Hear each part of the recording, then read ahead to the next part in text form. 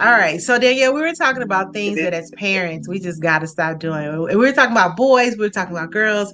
So specifically for girls, let's go ahead and kick this off. What are some of the things that we have to stop doing as parents with our girls, with our daughters? I'm gonna say this one I am currently guilty on and have to reel which way you reel back forward whichever way reel myself in constantly in regards to it is in regards to the emphasis on appearance.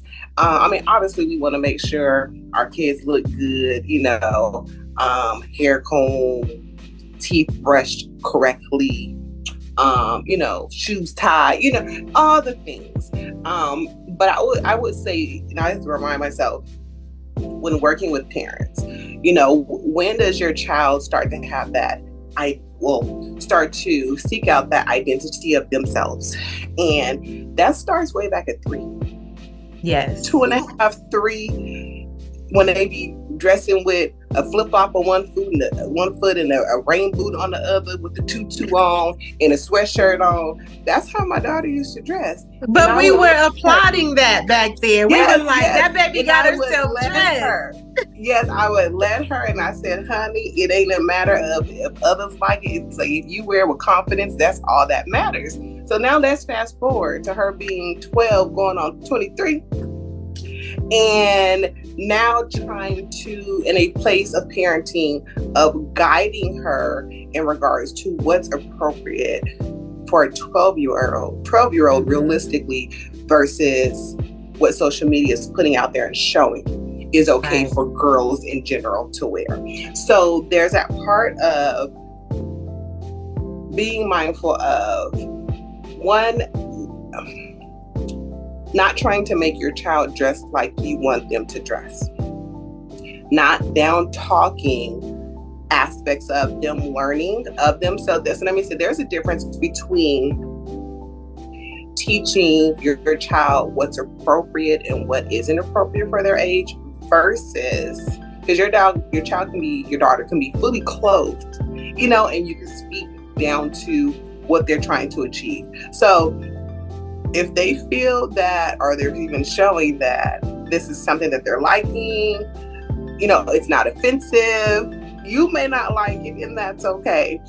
But give them that space to figure out their own style, to figure out their own of what they like and what they don't like, with the appropriate filters as a parent to make sure that they're not, exposing themselves that in ways that's not appropriate for their age. So I would say, whatever you have in your mind for what your daughter should be doing, that's from hair to makeup, quote unquote, given your child's age, to shoes, there's so many options. I feel that we didn't have all these options growing up when it came to clothing and hair accessories. Girl, my daughter, we didn't. I don't, not at 12. I'm taking notes. I'm taking notes because I got all kind of stuff I remember. All that stuff was plastic. Don't say I don't. Say that's what I remember. No. Listen, at 12, crisscross was out. So was Another Bad Creation. So we was wearing our stuff. But that wasn't accessories though. I did have all that. Okay. We had TLC come out, and they was wearing baggy, colorful clothes, like cross-color style, with condoms on the. We didn't. That's what my mama drew the line. I did say plastic, but I didn't mean that type of plastic. I wasn't referencing that type of plastic for its accessories. No, I do not to ask, not to have no condoms and stuff like that. But we had like somebody's old pager or a pager look-alike. We had, you know what I'm saying? We wore our clothes backwards. We have the different. And that's the thing about the style. The style these days, like my daughter has decided that baggy clothes is what she wants to wear. That was not a thing a year ago. A year ago, she would still put on her cute little shorts and things like that. So I'm not trying to, what's the word? Overemphasize appearance, but I am conscious of when you leave the house, you need to look like you belong to me, right? Like I am your parent. So that means at least iron this t-shirt. So that's a rule now. anything you wear needs to be ironed the night before, because you're not walking out looking like this. But I also think about, because there's always parents, in the Mothers Raising Teen Daughters group, there's always parents that are like, you guys are body shaming daughters. And I am big on, being mindful of that. When my daughter, she went to the daddy-daughter dance, and people in our family flipped out about her dress not having straps. It was a strapless dress. It was very beautiful. Dress was fine. And I was going, yes, she's going with her daddy. Like, that's her security, right? Like, she got her own personal security guard. Right. So, and I remember my best friend, because I was like, am I tripping? And she was like, no, sometimes we got to fix the boys and not the girls, right? And I do recognize that. That being said, your shorts can't be too short. I don't care how you feel about your body, because it's not just about how you feel about yourself. I also have to mitigate the damages of these grown men that I catch looking at my daughter. I'm trying to get out of this parenting phase felony free. Okay. But these grown men that I catch looking at my daughter, and she is definitely her mama's child, right? Like, there's a brick house status going on. But she's my kid, and she's only 10. So I do have to teach her, it's not just about being free. I know everyone is not looking to violate you, but everyone is not going to refrain from it either. So mitigating that damage before it even happens is a big deal as well. Yeah. And then also that kind of like you're saying, falls under what's appropriate and what's not appropriate.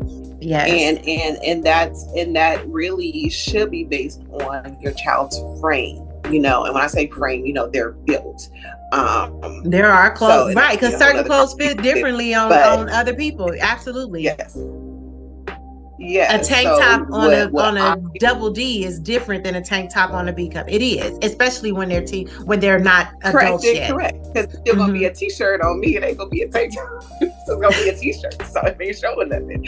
So, and I can write it, wear it flawlessly. But we about to get a letter. But in general, in regards to your daughter's dress style, if they're not fitting into what you have pictured in their mind of how you wanted them to dress, how you wanted them to look, right? Don't shame that. Absolutely. If anything, help them build and develop what it is that they do like. Neither of you guys may not necessarily know to a T. However, there still can be guidance. That also can be an opportunity for you guys to bond, Yes. So don't down talk that in regards to what they're doing or what you got on or what's that. We can make all kinds of faces, okay? And our tones can do a whole lot. Be mindful of that. Absolutely. So before we get a letter, let's move on to the next one, because somebody is right now listening and they done pulled over. That's okay. We to write us a letter. It is okay. So I think another thing that we have to stop doing is invalidating our kids' feelings, right? Like, our daughters are full of emotions and hormones, right? And so when we dismiss or belittle those things, instead of listening to empathize and listening to, help them through, I think that's a big deal, invalidating feelings, because as women, we grow up invalidating our own feelings because we got stuff to do and there's no time. And as soon as you're emotional, people want to say that you're overly emotional. And because people don't know how to deal with your vulnerability, they say things like, be strong. And you're like, be strong? My daddy died. Like, why do I have to be strong about that? You know what I'm saying? And I feel like we're always sending the wrong message to teenage girls when we're saying, stop being overly emotional, when they're only being emotional, right? They're only sharing their feelings. We got to stop and listen. And with that, and I'm gonna give some examples of what that looks like. But with that, and I'm gonna do something else. But with that, you being uncomfortable with your child's emotions gives you an excuse to invalidate their feelings. Yes. So, and the reason why I say that is because in general, I'm a therapist, but I am not a big feelings person. In general, my own feelings. I know how to navigate. I know what to do with and do. My daughter's still trying to figure it out, as she should. However, it'd be a lot. It'd be a lot. This past week was a lot. I needed all the Advil. And actually, I don't even take Advil. I take prescription medication. It'd be a lot.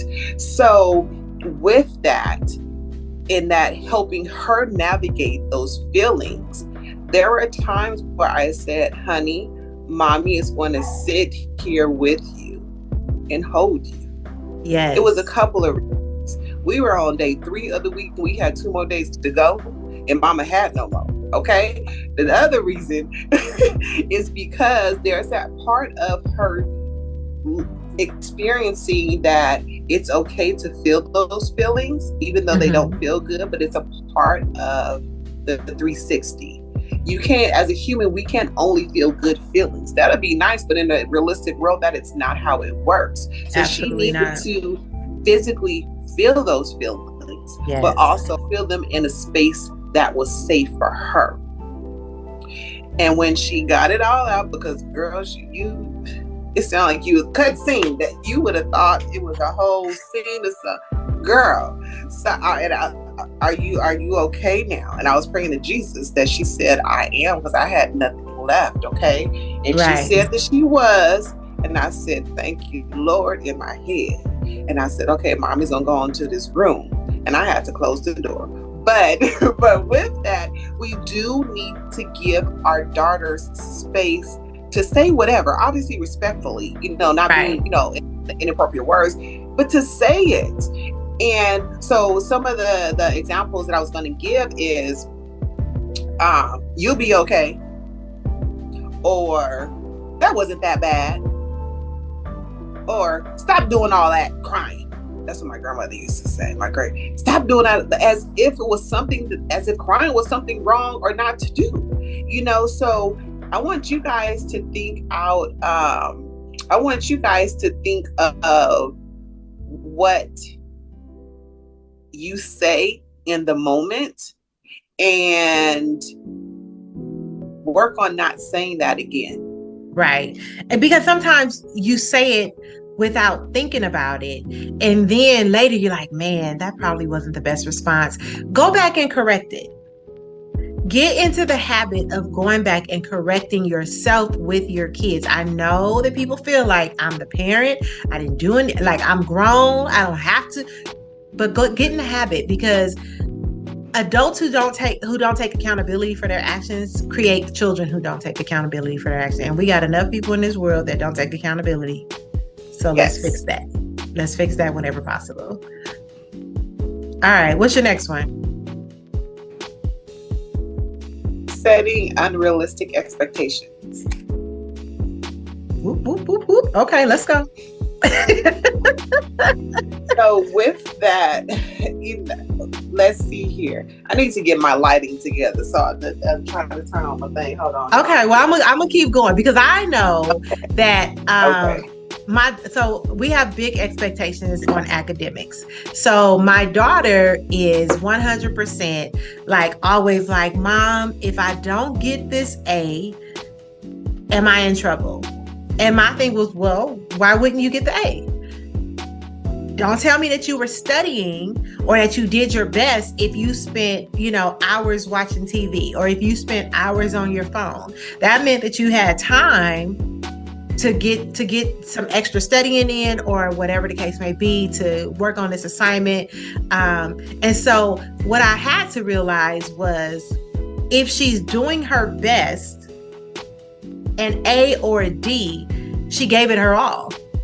And so normalizing the fact that sometimes you can give your all and still fall short is a real thing. Right. That's a real thing. Sometimes you can work hard. Like, I have friends who are doctors who were like, listen, I'm gonna tell you, even people who passed the bar, who failed the bar a couple of times before they passed it, and they like, I gave it my all. And what I didn't want was for my daughter to feel like a failure just because she didn't get the A. right? Right. Because as my cousin always points out, C's get degrees, right? So I like that. I don't want her to I feel like like she has to, 100% be like, let me do it, let me do it, let me do it. Yeah. All right, let's see. So what's the next one? All right, so setting unrealistic expectations in regards to academics. I would say every parent can relate to this one. Obviously, we want all our kids to make straight A's. And realistically, our kids are not necessarily all straight A students. Not rude, but just realistic. Depending on the subject, depending on the teacher. And I love how you was trying not to say everybody kid ain't smart. but I don't know if you know this, and no discounting to teachers whatsoever. So don't even come for me for that. But the teaching is different. That's what I'll say. The teaching is different. Granted, there's different climate. There's so much going on. I would not want to be a teacher. Even before this, I'm not the teacher type. But it's not easy. That's for sure. It's different. So I feel that more times than not, the kids are teaching themselves to some capacity. Right. Versus how we were taught, where we basically were taught. We taught and we got the understanding and all that. So, but with that, there's that part of asking yourself, has my child been doing the work? Does my child not understand? Is there tutoring? Have I checked in with the teacher as a parent? Has my child, because if your child is an adolescent or teenager, they actually should be communicating with the teacher themselves first. Right. That I need help. I don't understand this. The problem is that, we have some teachers who are like, what you mean you don't understand? They make the kids feel so bad about it. That it creates a situation. And that kind of goes into, I said that the teaching is different. That's kind of what I mean as well. I've seen, my mom's a tutor, so I see a lot of teachers don't teach for whatever reason. And like I said, I'm not discounting teachers in any way, but the teaching is different. And so that level of understanding that students typically, or a good percentage of students typically, is able to grasp, it's not happening. It's flying over their head. It's over. I don't know where it is, but it ain't in their head. Right. So as a parent, if you're just fussing at your child regarding their grades, but not assisting them on making efforts on how they can improve their grades, like, stop it. That's what I'm doing. There's something hitting your hand. Stop it. Like, don't do that. Because I work with some parents that have done that, and I'm like, how your child really has done all that they could do with their capacity as being a student. Mm-hmm. Where did you step in? It is not your child's responsibility then to do X, Y, and Z after they've done A, B, and C. It's for you to step in as a parent and take on that role and do that. So I would say academics, it can be a touchy subject or a big subject overall, especially with I would say the shift in the academic curriculum. Mm-hmm. So we have to stop setting those unrealistic expectations in it. Yes. I don't know what it is. They're going far left with this academics, but either way it goes, our kids still need to graduate. So there that is. So.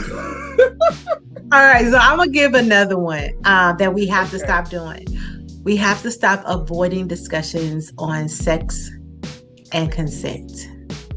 Yes. I know. Yes. So first of all, we're still explaining consent to adults. So I know we have to keep talking to our children about it. Right. That those should be one of those ongoing conversations. It's not a one conversation. It's an ongoing conversation.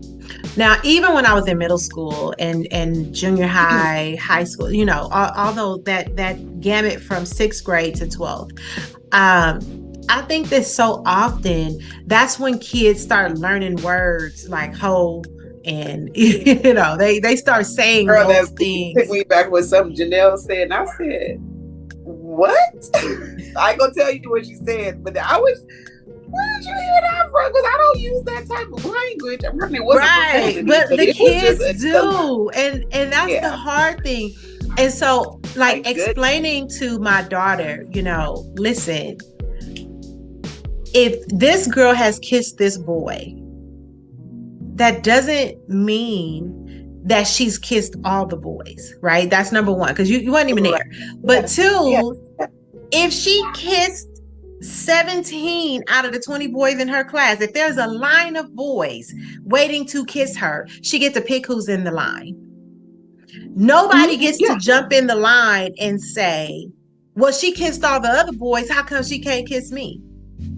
Right. Explaining consent on a level so minute is so important. We have to have conversations about sex. What is sex? Is kissing sex? Is holding hands sexual? Like all of these things, there's so many things. Right. And we try to go. I want to say, and with being in a relationship, it doesn't entitle a person to anything. Right. Anything. And listen, these dating streets are trash, okay? These dating streets are trash. And you will have men say, like, I'm glad that... Listen, and stay in the marriage, okay? Man, we ain't going nowhere. I can say that to her because I know her husband. He's a great guy. That, like, if he was throwing a brick to her forehead, I promise y'all, I would never tell her to stay. Okay, let's just go ahead and put that out there. But aside from that, like, you know, as a single woman, having to, well, I don't explain consent to men. I don't. When I hear words that let me know you feel like I don't consent, that I don't have to consent. Like when a man says, and this is something that has been said, well, I'll just come and spend the night at your house. You don't even know what city I live in, sir. Huh? But did he invite? Was that? I'm confused. Was that asking, or was that we were going out, and you know I don't really drive at night, or I don't drive at night. So he was like, "Well, we can, we can go such and such. I can come out that way, and then I'll just spend the night at your house." No. First of all, the restaurant I picked ain't even in my 20-mile radius. You can't just come spend the night. That doesn't work, right? So things like that, like when we as adult women have to still explain consent and what that looks like and how that's supposed to be approached, we have to teach it to our girls. When I was growing up, there was always some boy hitting us on the butt or something like that, even snapping our bras. And people go, oh my God, that's just what kids do. But it shouldn't be. No, it's not. If your son is snapping bras or patting somebody on the behind, I'm gonna blame you. Let's have a transition to this day and age. If texting memes or post or cartoon, you get what I'm saying. Any of that I would say that's a parallel to back in the day. Right. Right. Because it's the new day. Exactly. It's kind of like that transition to the next, if you will. Not saying that your child's going to be a pedophile or any of that, but more so in regards to that having that respect factor in regards to the opposite gender or in regards to females. So that is something if you've been told this about your child, if I know as a parent, if you're walking by the phone or look at the phone, your child look at their phone, see what you're seeing things, address it.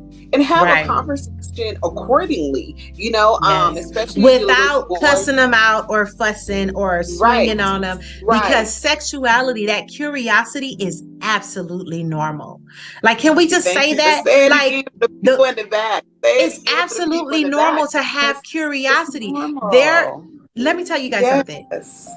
Biologically, young girls have clitorius stimulation, like they can feel the nerve endings, right? It's nothing sexual, but they can feel the nerve endings as early as 4 or 5 years old.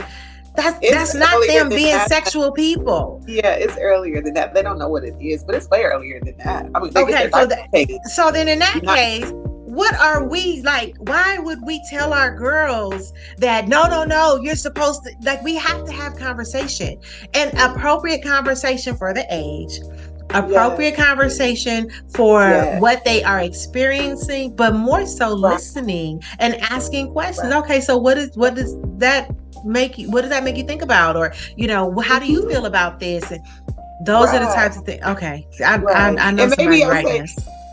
I will say no, but because that can be another topic. Like if you have questions, if you have statements, please send it in, because I feel that in itself, is a show. So we're going to move on to the next. So make sure we're hitting all the topics. But overscheduling, and I'm saying that because I'm a doer. Yes. I'm guilty. I'm a doer. Even when it crashed, the plane crashed and kaboom, and I'm like, but it's okay. No, it wasn't. It wasn't. So we have got to stop overscheduling. Yes, with the overscheduling, and this is like hindsight. It's hindsight. It deliberately shows that you always have to be doing something all the time, despite being tired and feeling okay now and even though this may not have been said, but the fact, okay, I've done so much now I can rest. No, you rest because we need rest, and we're humans. So if and I know, speaking to this, I know if you have more than one child, it makes it a bit more challenging and difficult, because you want each child to have their own thing, and things that they do. Mm-hmm. However, there needs to be a space that's consistent to where nothing's done.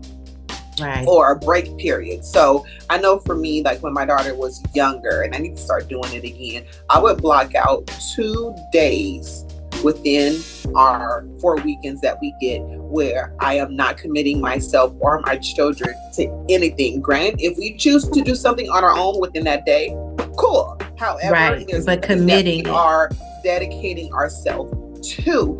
And like this weekend, I realized, like, what was I doing before? Because we were still very active. My daughter was still in, whatever she was in. My older kids, now grown, they were in their stuff, but it was still pretty balanced. And I'm like, I gave up those days, and I was the one who enforced that. You are the gatekeeper for your child's routine, their limits, their activities, their involvement. You are the gatekeeper of that. And on top of that, you need rest too.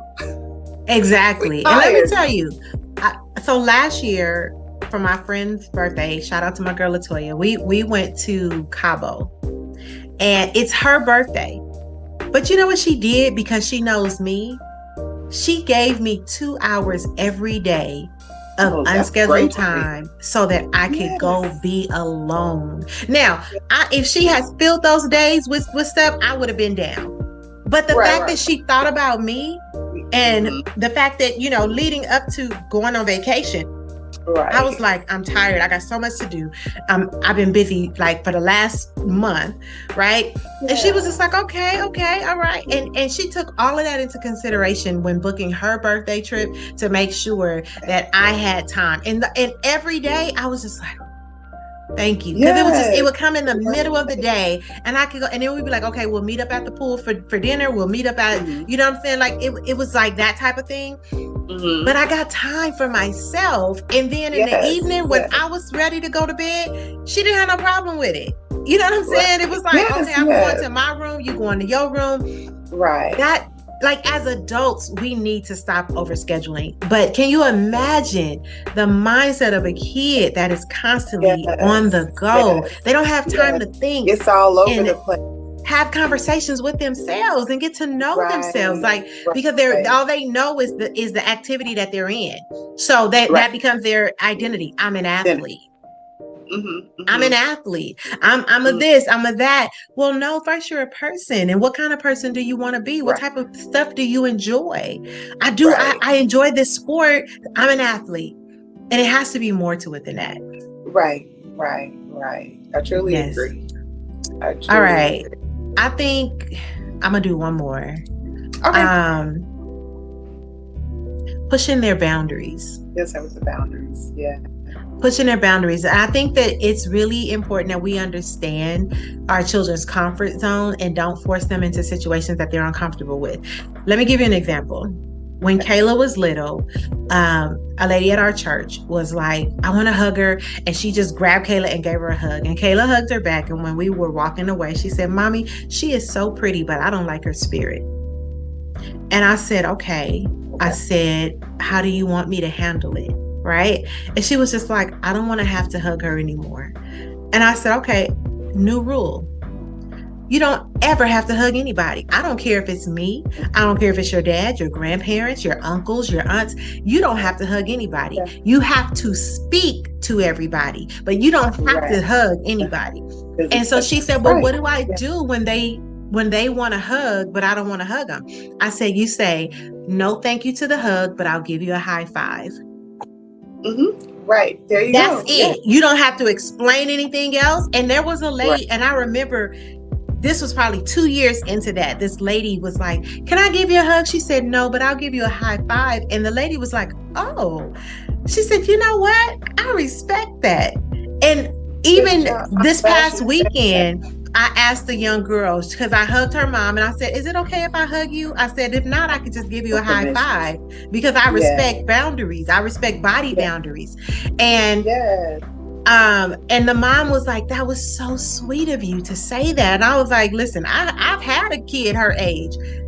I don't want anybody to feel like they have to hug me, that I have to hug them. No, if we don't teach our kids to have boundaries, and guess what? That has escalated in life for my daughter to, not only do I not want to hug you, but Mommy, I don't want to go over there. Yes. Mommy, I know that you're friends with her mom and I like her. She's cool, but I'm just not her friend. Like we're cool, but we're not friends. Right. Yes. You know what? You're right. You don't have to be friends with her just because I'm friends with her mom.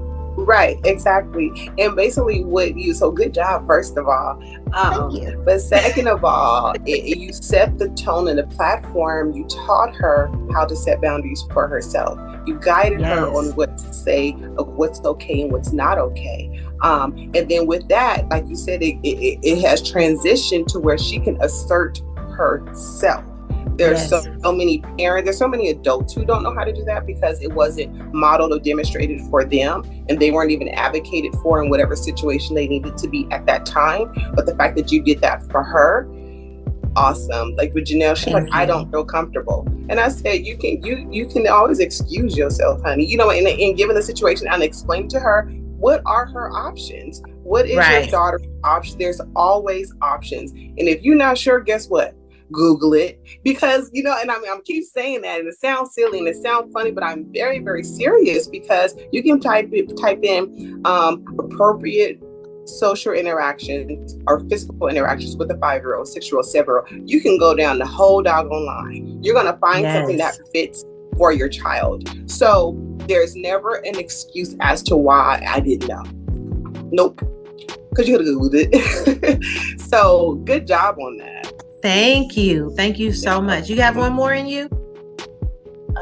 So the dismissing their interest. Sure.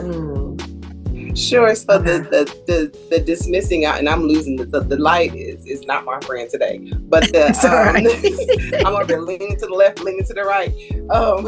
But the dismissing the interest. So let's see here. And I always like to speak to, not always, but I would like to speak to my daughter and what she's interested in. So I played sports. I ran track. I played basketball. I ran cross country. I danced. My husband played basketball. We've done all the sports.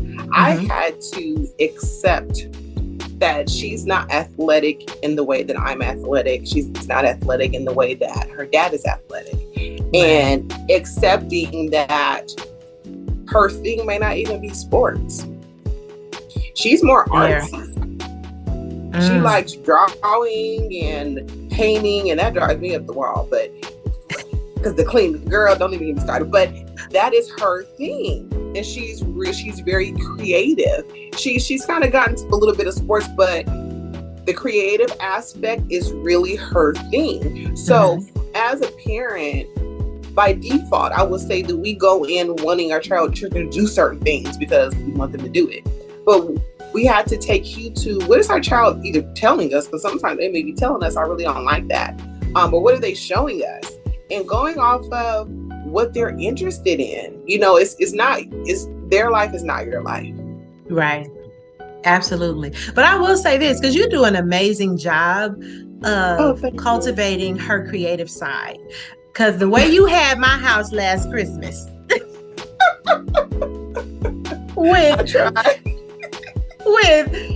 y'all, there was there were cups and cocoa bombs, and there was a hat that with a bunch of little balls, and we had to catch balls in our hat. It was a whole situation. The fake snowballs. Yes. And then I don't remember what we built, but we built something, you know, and so there, I love that you, even though it's not what you like, you still not do my it. forte, but I try. I'm on the opposite side. Like, I'm not athletic, and my daughter is very athletic, but she's also very creative. I will color. I don't want to do all the other stuff, right? Like, I love to color. That's my thing. But like, my daughter is, you know, I'm not the person that's going to play with Legos, right? Like, I'll stack them, but I got like three different stacks, right? But if I got to actually make something, you can forget it. So I'm not creative in that sense, and I'm not athletic in that sense. And, you know, when I'm out for a walk, my daughter is texting me, because especially if she know I didn't want to go, she's texting me with emojis like, you go girl, or get it mom. And I'm just like, dang, like, all right. You know what I mean? I don't necessarily think of that unless I am consciously going, how can I support her? And my daughter, it is built in. It is just who she is. She is like, let's go. I know you don't want to do it, but I'm gonna support you anyway. And I got you. And so I think that as parents, you know, when in an effort to not be dismissive, sometimes we overkill, right? And our kids are like, I want you involved, not that involved, right? And so having that balance is really important too. Yeah. That was good. Yeah, that's all I had to share on that one. We're doing one for boys. I don't have any sons, but you have a son, and I do coach boys. So when doing family coaching, it covers boys too. Let's do boys as well. You good with that? Yes, but we need to pause for a second so I can because you can fix this light. My natural done left, so she calling it light. All right, I'm Coach Kiana Shaw. This is my partner in crime. I'm about to say your name, Therapist Danielle. I'm about to say Coach Kiana Shaw. Girl. You are listening to us on KCCR Cityscape Radio, connecting community through sound. You guys have an amazing week. We'll see you next time on The Real on Parenting.